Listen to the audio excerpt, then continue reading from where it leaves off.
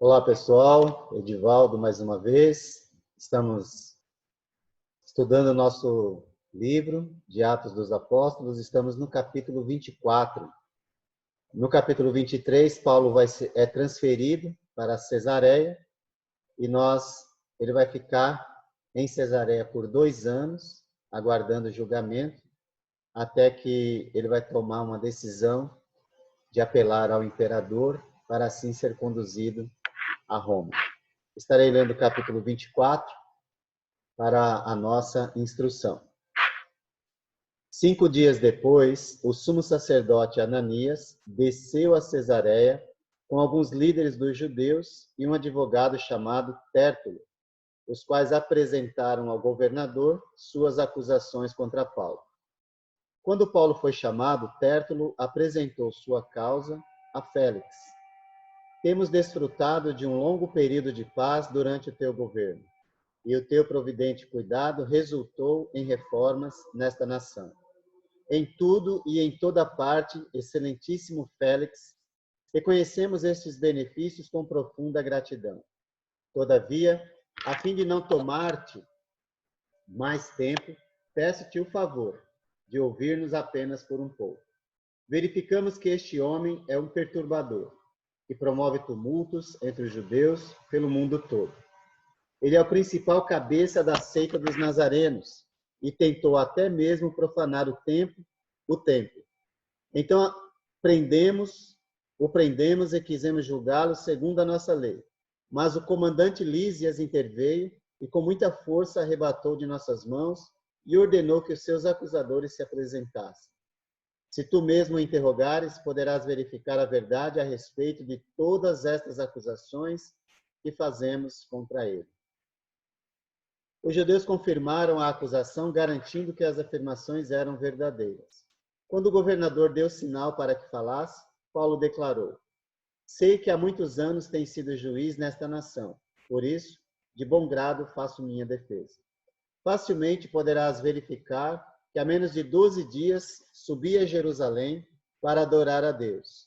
Meus acusadores não me encontraram discutindo com ninguém no templo, nem incitando uma multidão nas sinagogas ou em qualquer outro lugar da cidade. Nem tampouco podem provar-te as acusações que agora estão levantando contra mim. Confesso-te, porém, que adoro o Deus dos nossos antepassados, como seguidor do caminho a que chamam seita. Creio em tudo que concorda com a lei e no que está escrito nos profetas. E tenho em Deus a mesma esperança desses homens, de que haverá ressurreição tanto de justos como de injustos. Por isso procuro sempre conservar minha consciência limpa diante de Deus e dos homens. Depois de estar ausente por vários anos, vim a Jerusalém para trazer esmolas ao meu povo e apresentar ofertas. Enquanto fazia isso, já cerimonialmente puro, encontraram-me no templo, sem envolver-me em nenhum ajuntamento ou tumulto. Mas há alguns judeus da província da Ásia que deveriam estar aqui diante de ti e apresentar acusações, se é que tem algo contra mim. Ou os que aqui se acham deveriam declarar que crime encontraram em mim quando fui levado perante o Sinédrio. A não ser que tenha sido este. Quando me apresentei a eles, bradei: por causa da ressurreição dos mortos, estou sendo julgado hoje diante de vocês. Então Félix, que tinha bom conhecimento do caminho, adiou a causa e disse: quando chegar o comandante Lísias, decidirei o caso de vocês. E ordenou ao centurião que mantivesse Paulo sob custódia, mas que lhe desse certa liberdade e permitisse que os seus amigos o servissem. Vários dias depois, Félix veio com Drusila, sua mulher, que era judia, mandou chamar Paulo e o ouviu falar sobre a fé em Cristo Jesus. Quando Paulo se pôs a discorrer acerca da justiça, do domínio próprio e do juízo vindouro, Félix teve medo e disse: basta, por enquanto. Pode sair. Quando achar conveniente, mandarei chamá-lo de novo. Ao mesmo tempo, esperava que Paulo lhe oferecesse algum dinheiro, pelo que mandava buscá-lo frequentemente e conversava com ele. Passados 2 anos, Félix foi sucedido por Pórcio Festo. Todavia, porque desejava manter a simpatia dos judeus, Félix deixou Paulo na prisão. Então, nós temos nesse momento, no capítulo 24, o julgamento de Paulo perante o governador Félix. Félix é o seu juiz, o nome dele é Antônios Félix, que é o governador naquela ocasião. Período de governo dele de 52 a 59. Na história, ele aparece como um governador violento e sem escrúpulos, sem se preocupar com absolutamente ninguém, não é? A sua liderança impiedosa, irresponsável, dura e corrupta, ajudou a provocar as guerras judaicas de 66 a 70 e a destruição de Jerusalém também no ano 70. Drusila era sua terceira esposa. Ela era uma filha de judia de Herodes Agripa I, Herodes de Atos, capítulo 12, e morreu comido por vermes, por não ter dado glória a Deus, honra a Deus. Ela tinha menos de 20 anos.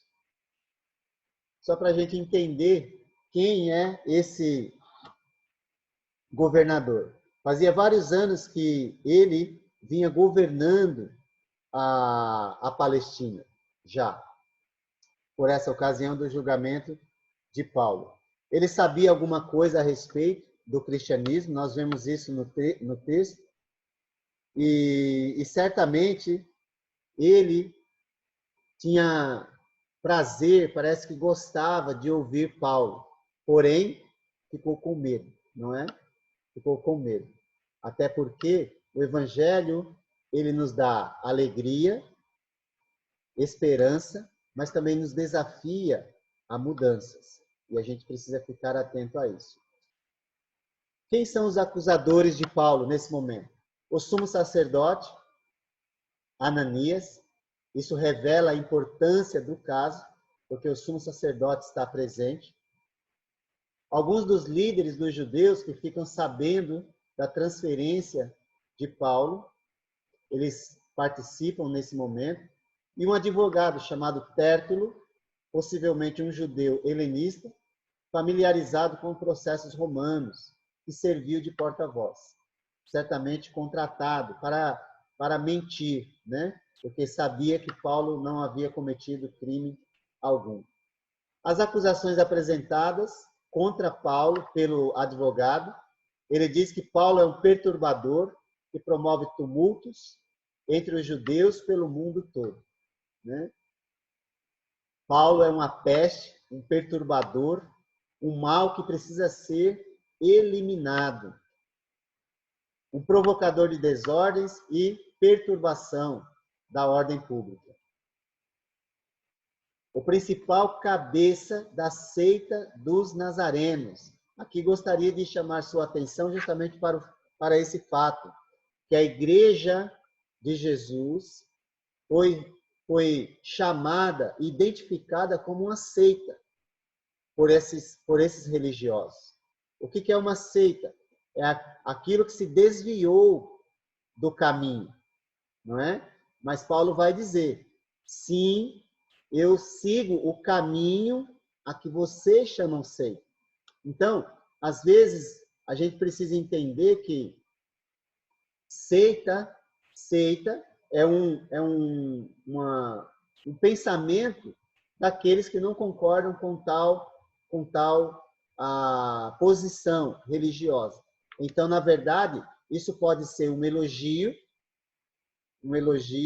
ou pode ser uma verdade. Então, a gente precisa avaliar aquilo que nós seguimos para nós não nos encaixarmos na verdade que envolve essa palavra. O cristianismo, nessa ocasião, foi chamado desta forma, mas não se encaixava nisso, porque é exatamente o contrário. E nós vemos isso pela maneira como esse julgamento ele está sendo conduzido. Tá bom? Ele diz que Paulo tentou até mesmo profanar o templo, e é interessante que ele está falando de algo que ele não presenciou, ele não viu, né? E Paulo vai chamar a atenção para isso, na verdade, né? Na sua defesa. Então, as testemunhas contra Paulo, que são judeus, eles confirmaram a acusação, todos disseram que é verdade aquilo, ou seja, são todos mentirosos. O mandamento de não levantar falso testemunho foi completamente esquecido nesse momento, ou seja, eles estão indo contra a própria lei deles.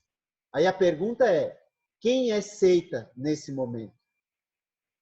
Quem é que está desviado da verdade nesse momento? Não é? Porque seita é isso, é desvio da verdade. Tá ok? Se Deus está falando uma coisa e nós estamos fazendo outra, então nós somos seita. Tá entendendo?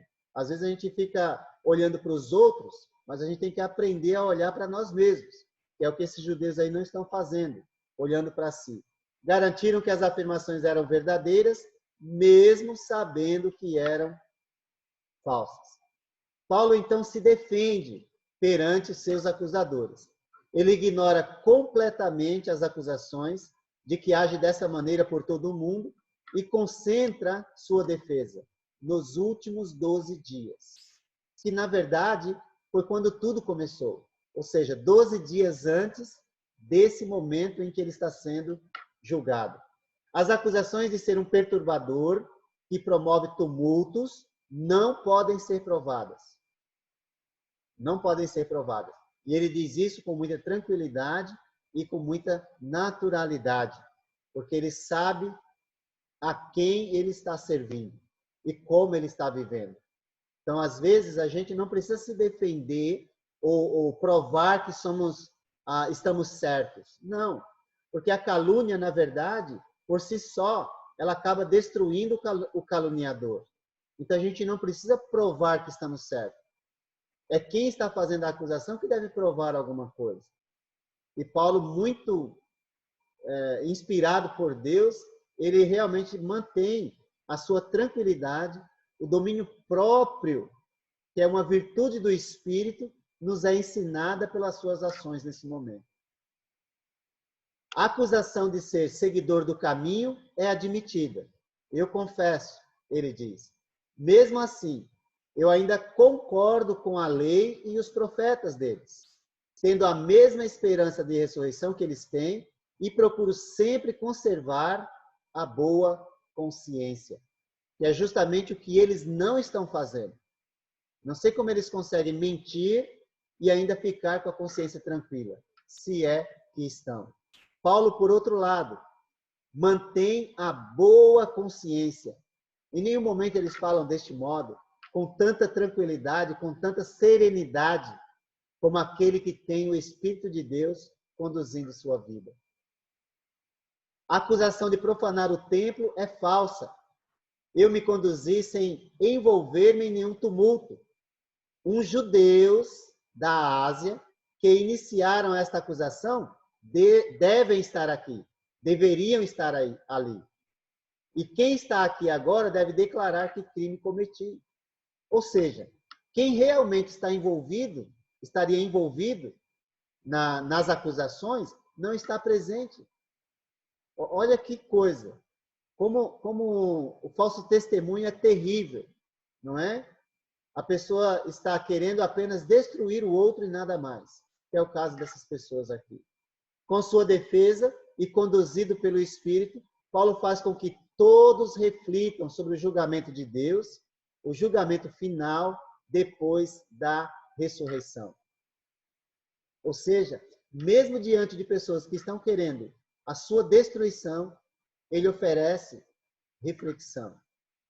Como Jesus fez perante os seus acusadores, não é? Mesma coisa, que nós tenhamos essa habilidade de nos defender, fazendo refletir, e não caindo na armadilha de ficar brigando ou discutindo com as pessoas. Que Deus nos ajude, né? O juiz adia a causa, Félix adiou o veredito e a sentença ao apóstolo Paulo e espera a chegada do comandante Lísias, que foi quem o enviou para lá. Ele mantém Paulo prisioneiro sob custódia, com certa liberdade, pois sabia que ele era inocente. O preso Paulo prega ao governador e à sua esposa. Félix talvez queria, por curiosidade, ouvir o que Paulo tinha a falar. E Paulo pregou. Ele fala para um juiz, Félix, acerca da justiça, do domínio próprio e do juízo vindouro. É um paradoxo, não é? Porque ele está ali diante de um juiz falando sobre juízo vindouro, sobre justiça. Que paradoxo interessante, não é? E realmente assim, inspirado por Deus, ele pôde falar da palavra de Deus e cumprir a sua missão. De fato, o verdadeiro e único juiz é Jesus Cristo. O único que estava e está no controle do destino dos homens é Jesus Cristo. Não era o imperador e muito menos Félix, o governador. Quem está sob controle, no controle das nossas vidas, se você serve a Jesus, é Jesus Cristo. Então não importam as circunstâncias que estamos experimentando ou vamos experimentar. Se confiamos que Jesus é quem controla a nossa vida, então nós vamos continuar pregando, mesmo diante de situações adversas. Vamos falar da justiça, que é uma vida reta, precisa viver uma vida reta, do domínio próprio e do juízo vindouro, levando reflexão para as pessoas sobre a sua própria vida. O cristão não precisa viver bajulando ninguém, de forma alguma, nem líder político, nem líder religioso, nem quem quer que seja. Nós não precisamos bajular ninguém. Jesus não bajulou ninguém. O que nós precisamos é compreender que nós não fomos chamados para ser advogado das pessoas, mas testemunha. Por isso, simplesmente, nós falamos a verdade. E a verdade é falar de Jesus. Ainda que isso custe dor e sofrimento por causa de Cristo. Nós não precisamos, devemos lembrar disso, nós não precisamos nos defender diante de acusações falsas. De modo nenhum. O que nós precisamos é, quem faz a acusação é que tem que provar a sua calúnia. E aí, nós aproveitamos para levar a mensagem de Cristo, mesmo numa situação como essa.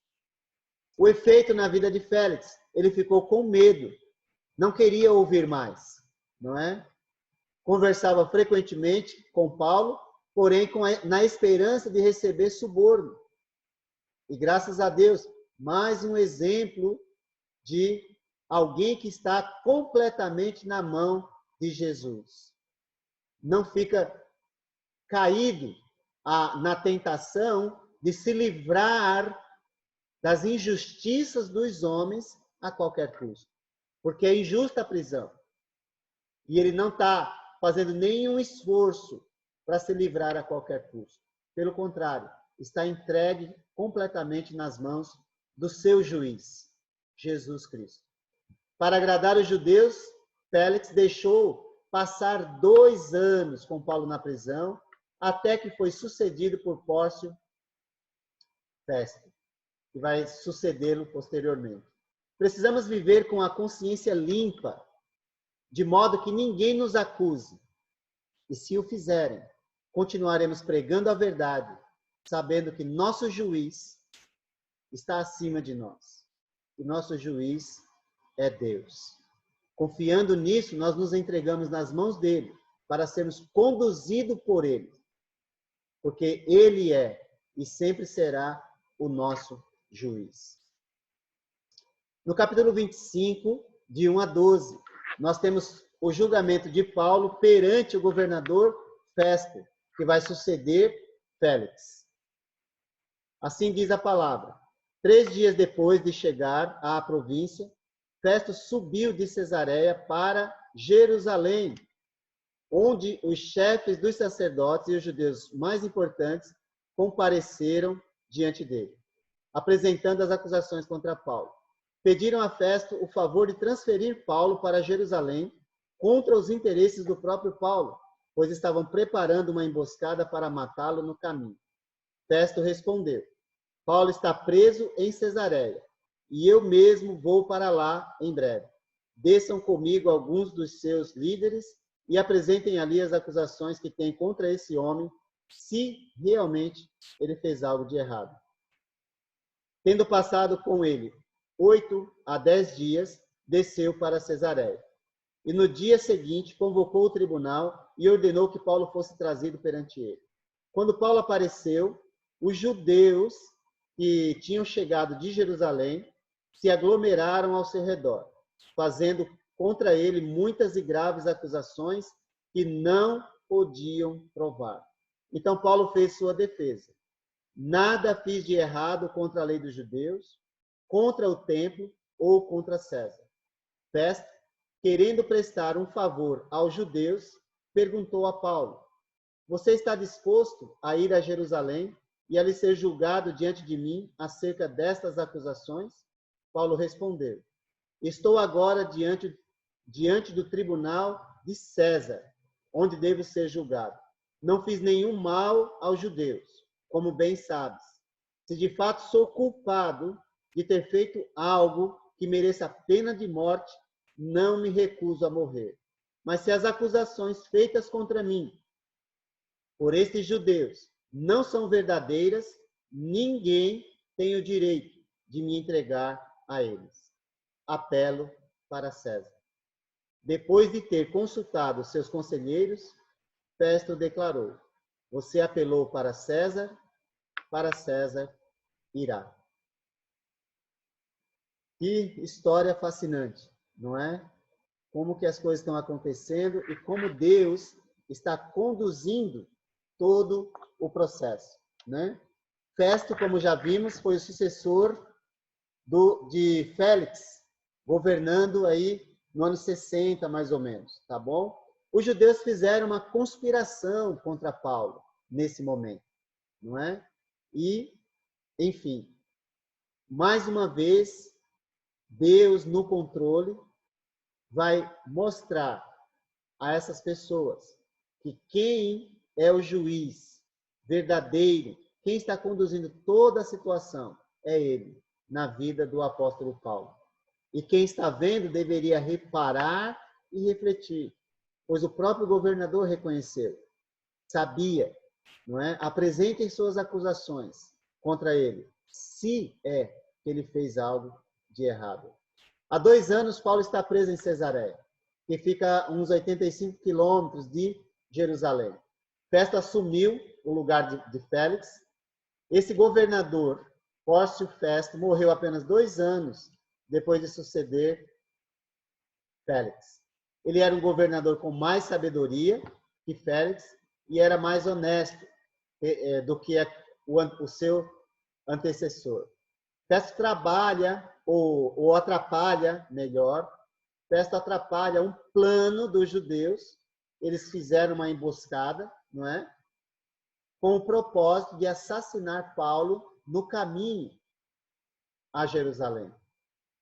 Que coisa, como que o pecado ele cauteriza a mente das pessoas, de modo que elas não percebem mais as suas próprias ações, não é? Ou seja, saem completamente da sua sanidade mental.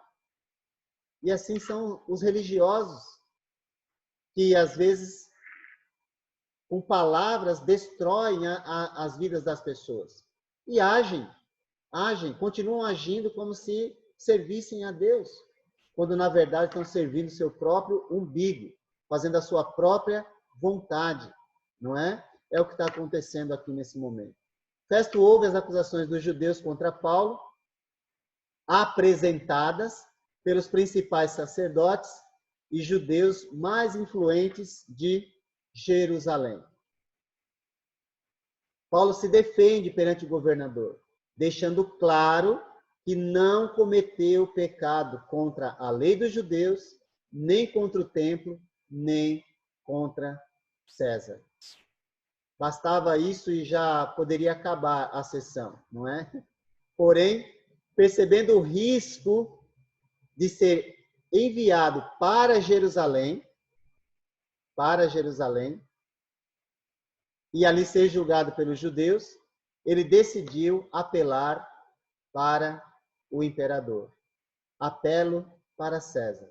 Como cidadão romano, ele tinha esse direito, não é? E assim, uma vez que apelou para César, o governador ele não pode mais tomar nenhuma atitude a não ser conduzi-lo ao imperador.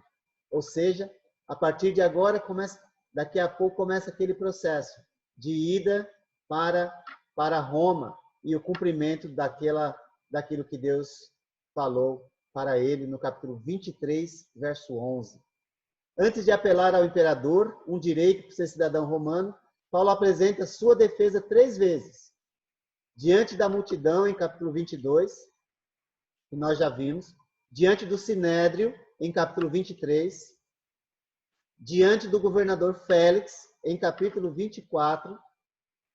Em sua defesa, ele sempre falou a mesma coisa, em todo o tempo, e tentou levá-los à reflexão, mas sempre encontrou hostilidade. Do mesmo modo que Jesus fez, Paulo também fez. Jesus sempre estava tentando levar os judeus à reflexão, mas eles se tornaram hostis. A hostilidade tamanha, o cultivo do ódio dentro de si. E você sabe que Jesus disse que os seus discípulos seriam odiados de todas as pessoas, como ele foi, como o próprio Jesus foi. Se odiaram a Jesus, certamente vão odiar os servos de Jesus. E você sabe qual é a dificuldade das pessoas compreenderem essa questão? Por que Jesus tentou levar a reflexão, ou deu reflexão a eles? Paulo deu reflexão, Pedro deu reflexão aos seus acusadores, aquelas pessoas que se tornaram hostis a eles. E por que eles não conseguiram perceber isso? Porque o ódio faz com que o ser humano mate o outro dentro de si. E se nós matarmos alguém dentro de nós mesmos, nós vamos tentar a todo custo transformar aquilo que está dentro do nosso coração em fato. E nós vamos partir para consumar aquilo que dentro do coração nós já realizamos. Então, fica um alerta para a gente. Cuidar do nosso interior. Para que a gente não alimente ressentimento contra ninguém. Mesmo que sejamos injustiçados. Não mate ninguém dentro de você. Não cultive o ódio. Não cultive o ressentimento, a hostilidade. Porque senão Deus vai enviar um servo dele para falar a você, mas você estará insensível para ouvir a voz de Deus. É isso que está acontecendo com essas pessoas.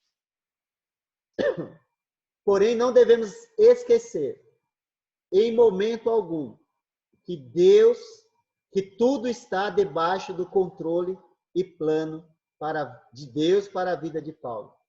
Ele seria ministro, que é servo, e testemunha diante de reis e autoridades. A profecia mencionada por Jesus a Paulo em Atos 9:15 está se cumprindo nesse momento. E é muito bom saber disso. Por quê? Porque nós vemos que, por mais que seja difícil a vida cristã, nós sabemos que o resultado para nós já está garantido. Então, na hora da dificuldade, não olhe para trás. Continue firmemente olhando para Jesus. Que Deus abençoe. E nós vamos dar sequência a esse assunto no próximo vídeo. No capítulo 25, 13 a 26, 32, onde Paulo será julgado perante o rei Agripa.